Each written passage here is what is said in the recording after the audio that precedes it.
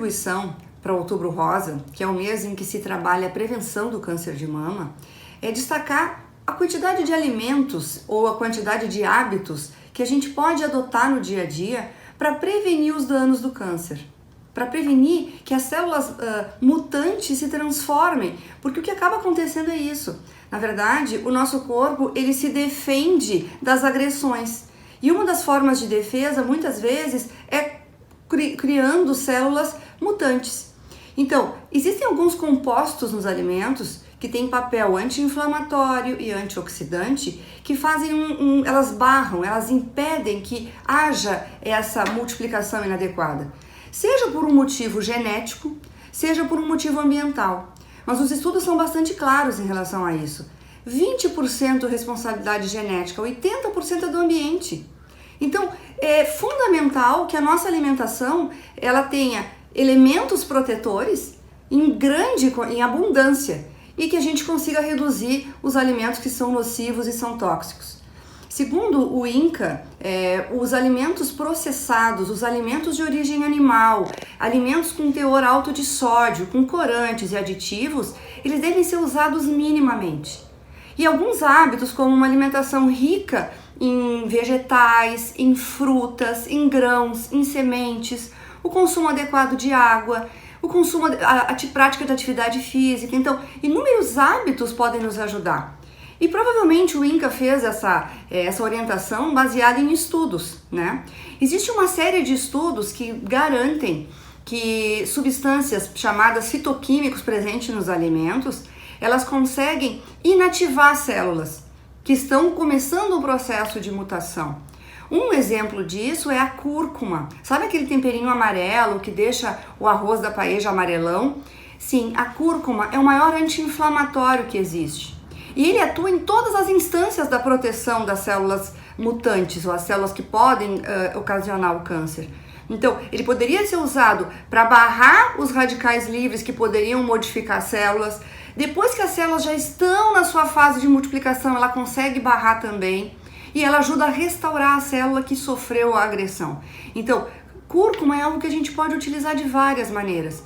Pode colocar no ovo, pode colocar no arroz, pode fazer uma água aromatizada, pode utilizar nas receitas. E se descobriu há pouco que a gente pode até cozinhar com ele e que não perde as suas propriedades.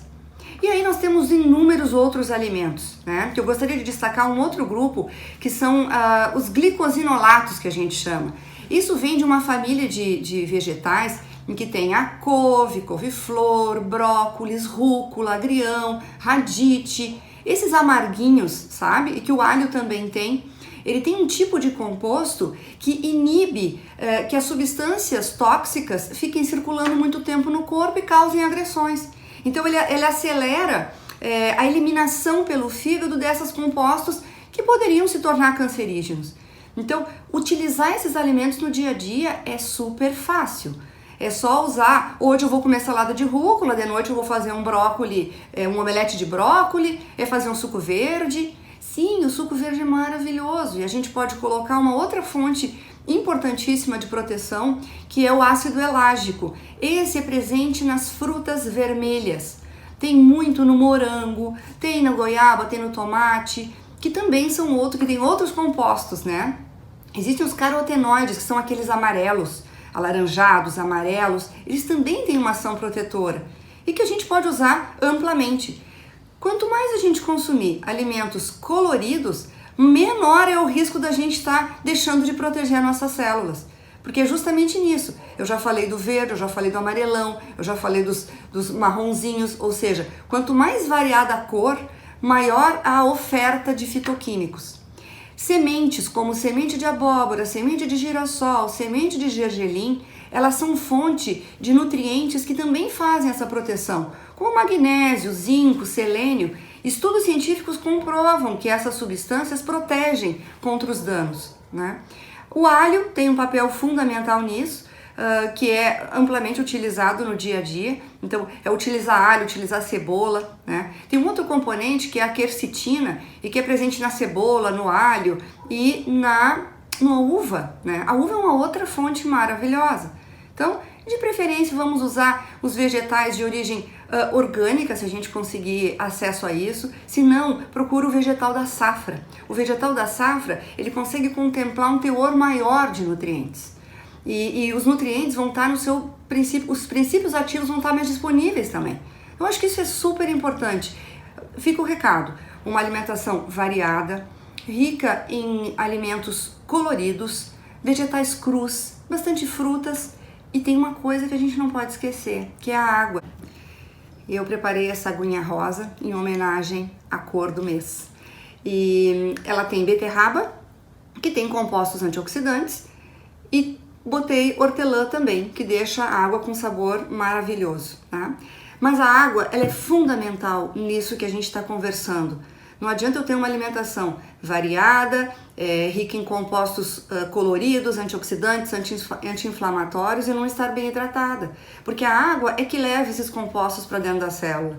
Além disso, as toxinas que a célula produz precisam ser eliminadas e a água faz esse papel de eliminação dessas toxinas, evitando que compostos tóxicos sobrecarreguem as células e venham a estimular as células mutantes. Então, esse é o papel, essa é uma parte super importante, que é a questão da água. E uma água de boa qualidade, uma água que tenha um pH mais alcalino, uma água que seja ionizada, porque esse processo de ionização faz com que a absorção dos nutrientes seja melhor. Era isso então o meu recado, espero ter contribuído para essa campanha tão importante.